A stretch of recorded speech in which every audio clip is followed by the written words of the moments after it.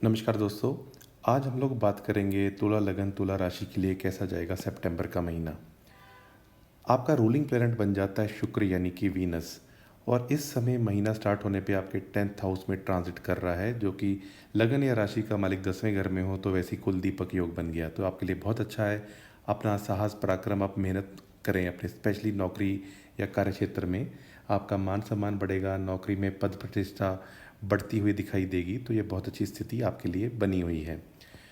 शुक्र जो हैं ये 14 तारीख को सिंह राशि में चले जाएंगे और ये आपका बन जाता है लाभ स्थान।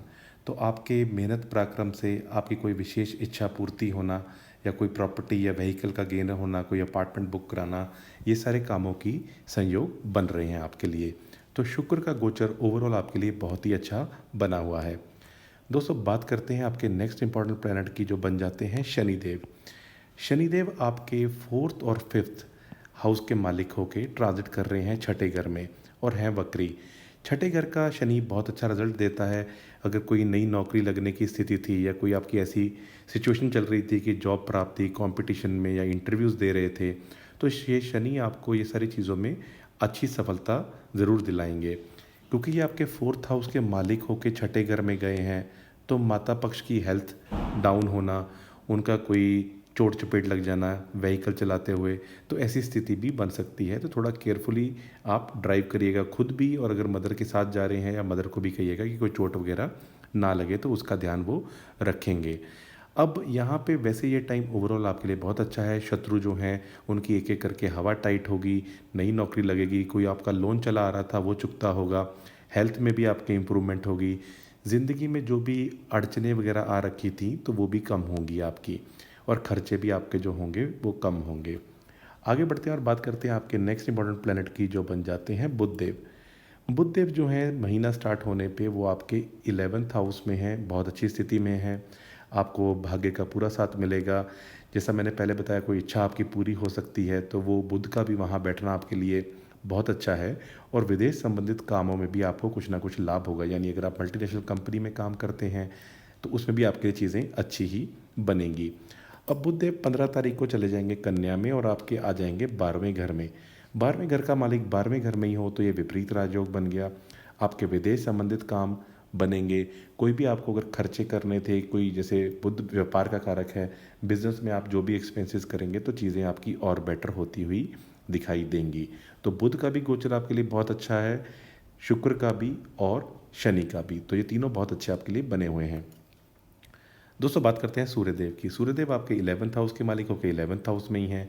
सरकारी नौकरी करने वालों के लिए प्रमोशन हो जाना, तरक्की होना, सैलरी बढ़ जाना, डिलीवरेबल्स कुछ टीओआर बढ़ गया, अथॉरिटी बढ़ गई, ऐसी चीज़ें होंगी। जो लोग टेंडर्स डालते हैं, सरकारी टेंडर वगैरह, उनको भी इस पीरियड में काफ़ी लाभ होगा।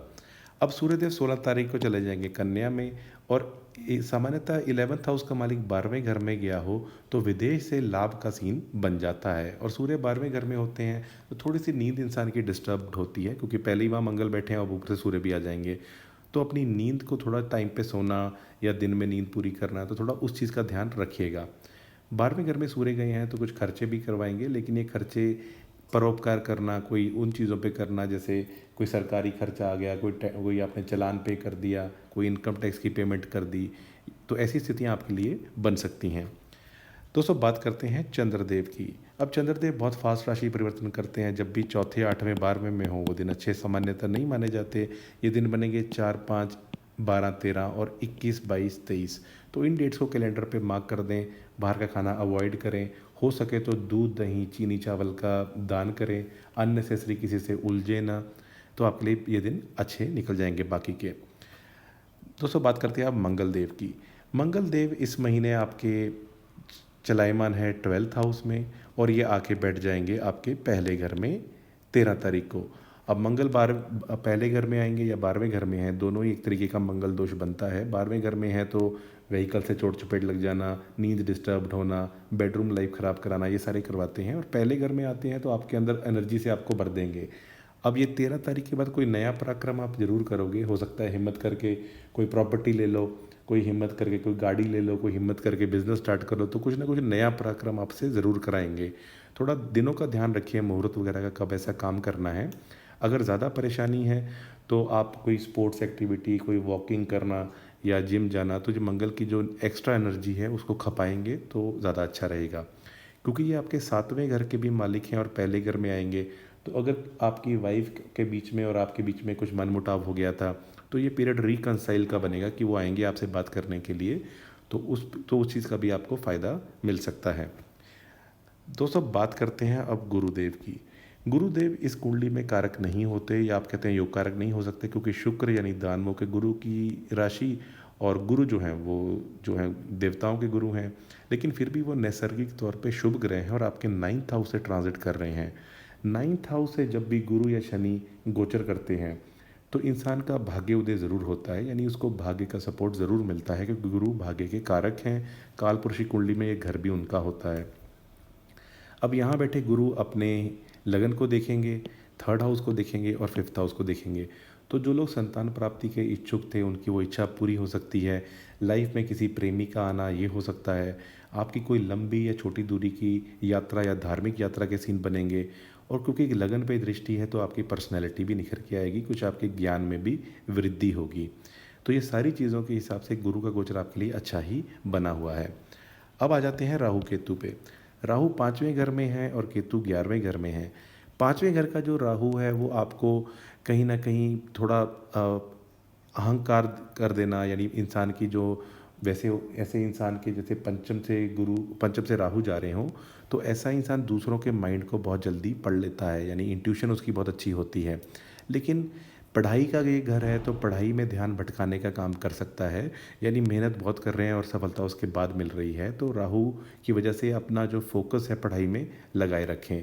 और वहीं जो केतु 11वें घर में ट्रांजिट कर रहे हैं, तो ये वो पीरियड होता है जब आपको कोई भी प्रॉपर्टी वगैरह की चीज़ें आपकी बन सकती हैं, लेकिन आपको लगता है कि यार इसमें मेरा सही काम नहीं हुआ, इससे बेटर भी हो सकता था, थोड़ी सी इनसेटिस्फेक्शन क्रिएट करते हैं।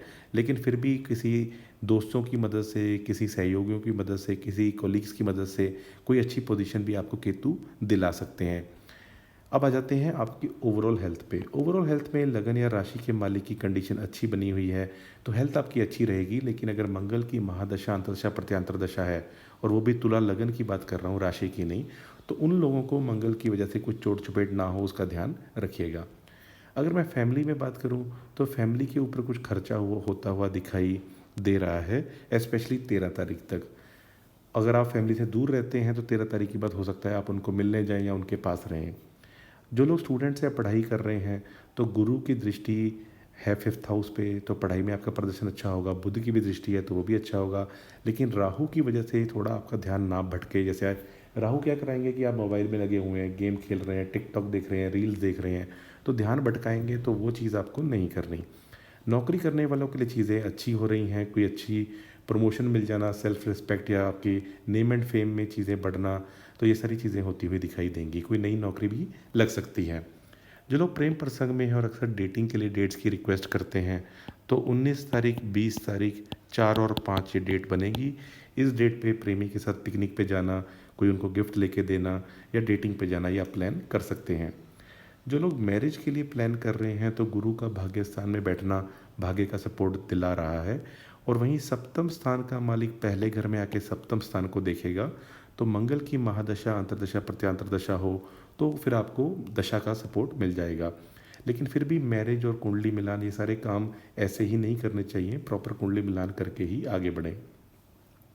स्पाउस की अगर मैं बात करूं तो स्पाउस के लिए इस समय अगर कोई नौकरी के लिए कोई इंटरव्यू वगैरह होती है तो वो उसमें अच्छा करेंगे, बिजनेस में भी वो अच्छा करेंगे, तो ये सारी स्थिति उनके लिए अच्छी बनी हुई है।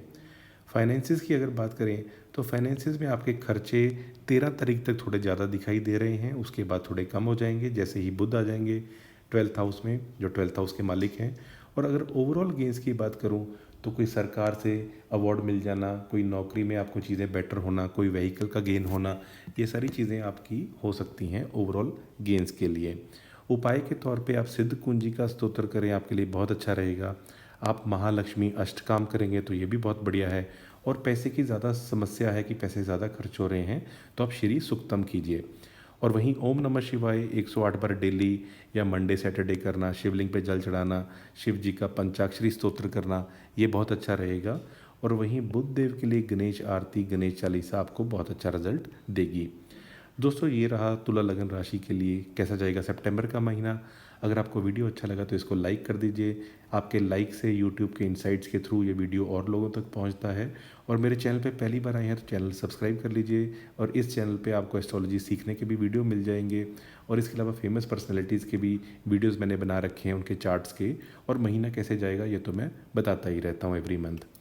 चलिए दोस्तों, मुझे इजाज़त दीजिए। आज के लिए इतना ही। आपका बहुत बहुत आभार।